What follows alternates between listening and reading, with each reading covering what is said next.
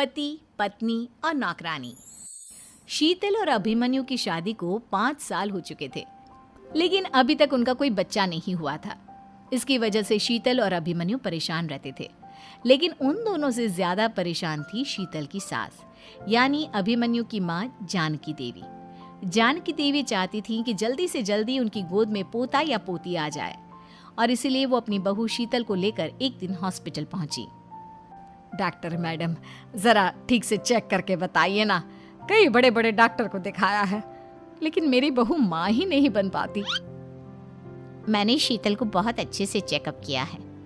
देखिए, बात यह है कि शीतल के अंदर माँ बनने की कैपेसिटी नहीं है। ये आप क्या कह रही हैं डॉक्टर साहब? कोई तो इलाज होगा ना, कोई दवाई दे दीजिए। देखिए, कुछ प्रॉब्लम ऐसी होती है जिनका कोई ट्रीटमेंट नहीं होता। आई एम सॉरी टू से, लेकिन शीतल कभी माँ नहीं बन सकती, क्योंकि उसके यूट्रस में अंदर से ही कुछ प्रॉब्लम है। घर आने के बाद क्या हुआ माँ? कहाँ लेकर गई थी आप शीतल को? अरे कहाँ लेकर जाती, डॉक्टर मैडम के पास ले गई थी, लेकिन तेरी बीवी तो कभी माँ बन ही नहीं सकती। मम्मी जी, इसमें मेरी क्या गलती? अगर अंदर से कोई प्रॉब्लम है तो उसमें मैं भी कुछ नहीं कर सकती। जानती हूँ, ये बात डॉक्टर के मुंह से सुन चुकी हूँ। अब दोबारा मेरे सामने इस बात का गाना मत गा। अरे माँ, परेशान होने की जरूरत नहीं है, हम सोचते हैं ना कुछ। अरे क्या सोचेगा तू? जब डॉक्टर कह चुका है कि तेरी बीवी माँ नहीं बन सकती, तो बता क्या सोचेगा तू? कहाँ से लाएगा बच्चा? माँ, ये तो मैं भी नहीं जानता। अभिमन्यु, क्यों ना हम अनाथ आश्रम से एक बच्चा गोद ले आए? क्या फर्क पड़ता है बच्चा हमारा हो या गोद लिया हुआ? आई बड़ी बातें बनाने वाली। क्या फर्क पड़ता है? अरे क्यों फर्क नहीं पड़ता? मुझे इस वंश को आगे बढ़ाने के लिए मेरे बेटे का खून चाहिए, किसी दूसरे का नहीं। लेकिन माँ, आप जानती हैं कि ये अब पॉसिबल नहीं है। मैं कुछ नहीं जानती। मैं किसी पराये की औलाद को इस घर में अपना पोता या पोती बन के बढ़ता हुआ नहीं देख सकती। मेरा वंश मेरे बेटे के खून से ही आगे बढ़ेगा। लेकिन मम्मी जी, ऐसा कैसे हो पाएगा? आप अच्छी तरह जानती है ना, मेरा और अभिमन्यु का बच्चा नहीं हो सकता। तो मैं अपने बेटे की दूसरी शादी करवाऊंगी, और अपनी दूसरी बीवी से ये मुझे बच्चा पैदा करके देगा। ये आप क्या कह रही हैं माँ? मैं किसी और से शादी नहीं करने वाला। मेरे रहते हुए आप अभिमन्यु की शादी किसी और से करवाएंगी? मम्मी जी, आप ऐसा कैसे कर सकती हैं? तू बस देखती जा बहू, मैं ऐसा कैसे कर सकती हूँ। कुछ दिनों के बाद, अभिमन्यु, मैंने तेरे लिए लड़की ढूंढ ली है। माँ, मैं आपको कितनी बार समझाऊं, मुझे किसी से शादी नहीं करनी है। पहले मेरी बात सुन। ये जो चमेली है ना, हमारे घर में काम करने आती है, वो तुझसे शादी करने के लिए तैयार है। मम्मी जी, आप अभिमन्यु की शादी एक नौकरानी के साथ करवाएंगी?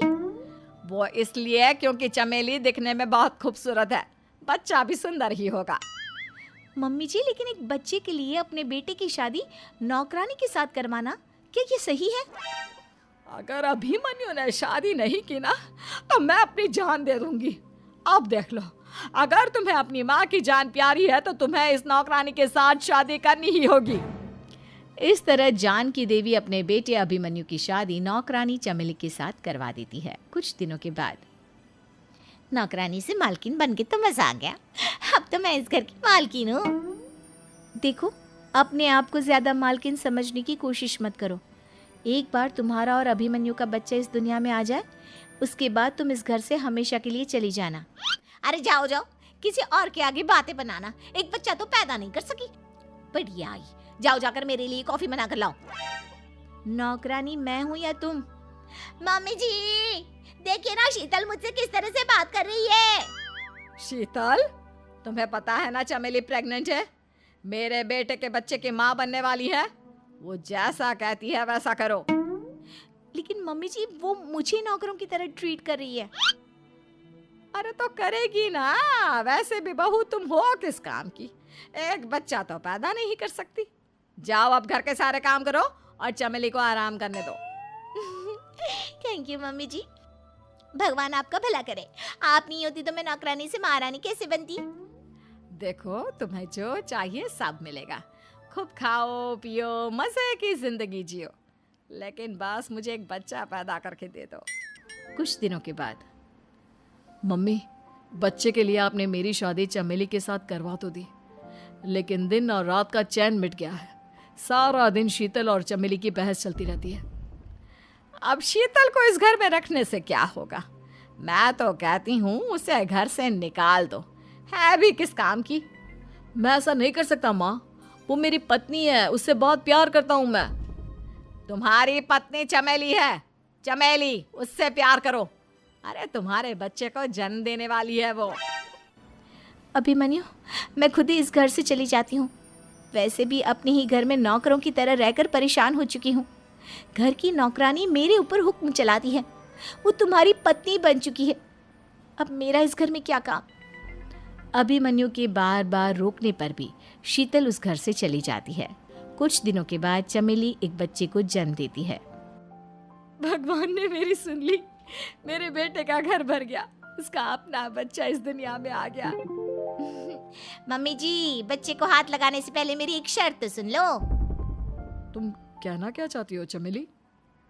आपकी मम्मी को बहुत शौक था ना अपने पोते को खिलाने का। अब देखो, इस दुनिया में हर चीज की कोई ना कोई कीमत तो होती है। तुम अपनी आधी प्रॉपर्टी मेरे नाम कर दो, बच्चा तुम्हारे नाम। अरे लेकिन मैंने अपने बेटे से तुम्हारी शादी करवाई है, अब ये सौदेबाजी कहाँ से आ गई?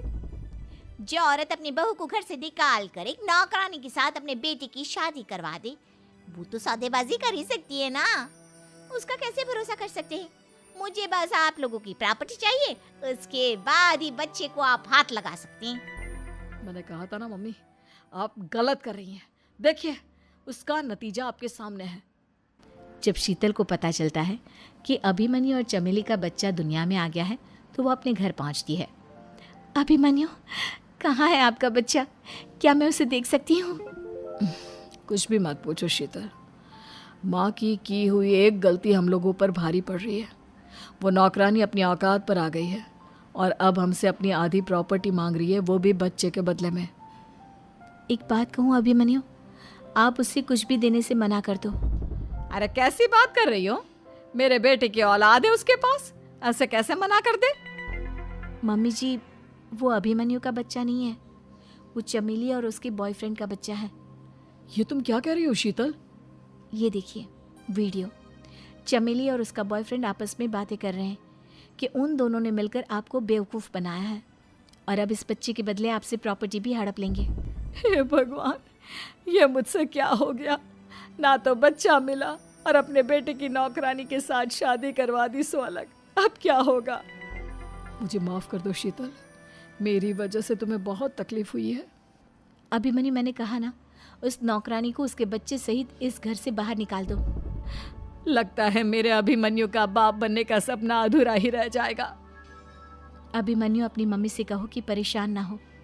आपको याद है, एक बार हम एक IVF सेंटर गए थे, मैंने फिर से वहाँ जाकर बात की थी और आपको पता है, इस बार मैं प्रेग्नेंट हूँ, क्योंकि हमने वहाँ पर प्रोसीजर करवाया था जिसकी वजह से मैं प्रेग्नेंट हो गई थी और इस बात का पता मुझे बस कुछ महीने पहले ही लगा है। हमारा बच्चा इस दुनिया में आने वाला है अभिमन्यु। मुझे माफ कर दो शीतल बहू, मुझसे बहुत बड़ी गलती हो गई। कोई बात नहीं माँ, लेकिन अब हमें उस धोखेबाज नौकरानी को इस घर से बाहर निकालना है और इस घर की मालकिन को वापस घर लाना है, वो भी अपने बच्चे के साथ।